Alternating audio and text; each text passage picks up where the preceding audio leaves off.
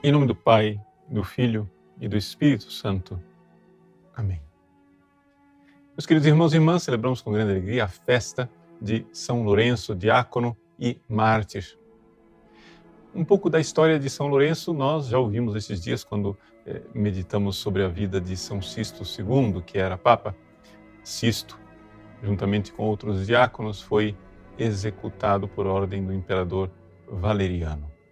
Lourenço, que era o responsável pela administração dos bens da igreja, dando esmola aos pobres, órfãos e viúvas, foi poupado. Mas poupado para que entregasse aquilo que era a propriedade da igreja. E ele então mostra para os seus perseguidores qual é a verdadeira riqueza da igreja.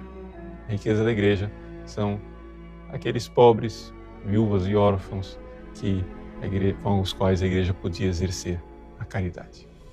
Bom, furiosos, os romanos então levam Lourenço ao martírio, condenando-o a uma morte dolorosíssima, colocando-o sobre uma grelha para que ele lentamente seja martirizado.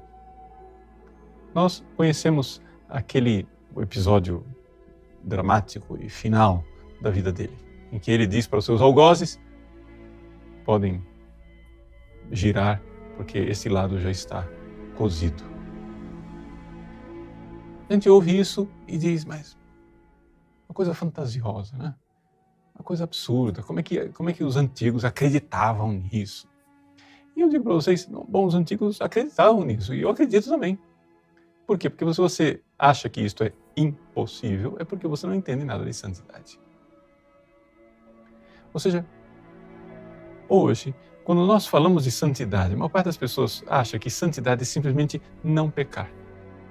E aquilo que nos atrai na santidade, pelo menos essa é a moda atual, é ver como os santos são humanos. Como se os santos pudessem ser outra coisa a não ser humanos. Mas o que faz a santidade é quando a nossa natureza humana começa a participar da natureza divina. Consortes divina natura, nos diz a carta de São Pedro. Ou seja, participantes da natureza divina, de tal forma que, assim como um pedacinho de ferro, quando é jogado no fogo, uma fornalha ardente, fica parecendo fogo, inclusive ele não somente derrete, mas saem dele labaredas de fogo. Assim também o santo.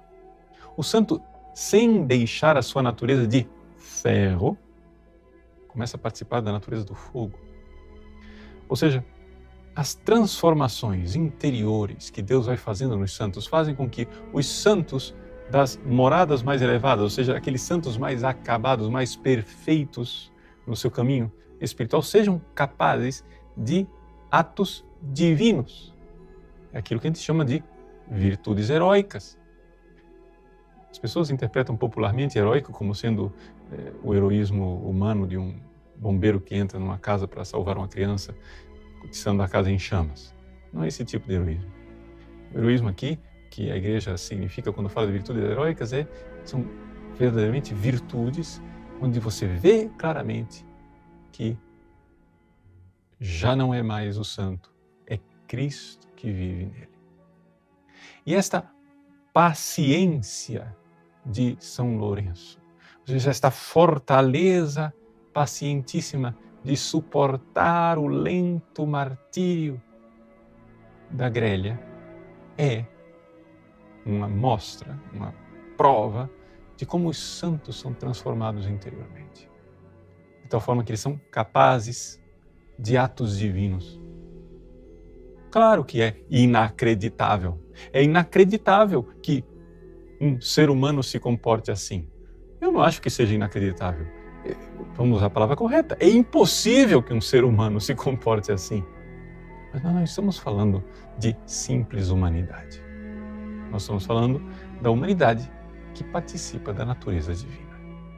Por isso, celebrar o martírio de São Lourenço com grande festa é celebrar a fé católica nós sabemos, Deus quer nos transformar interiormente.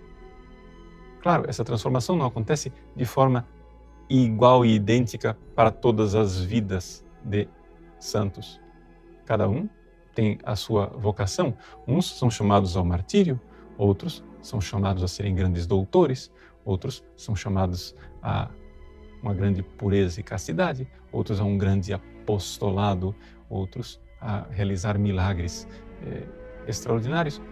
Todas estas realidades, quando nós as vemos e vemos que é inacreditável que homens e mulheres façam isso, nós temos que entender, é isso mesmo.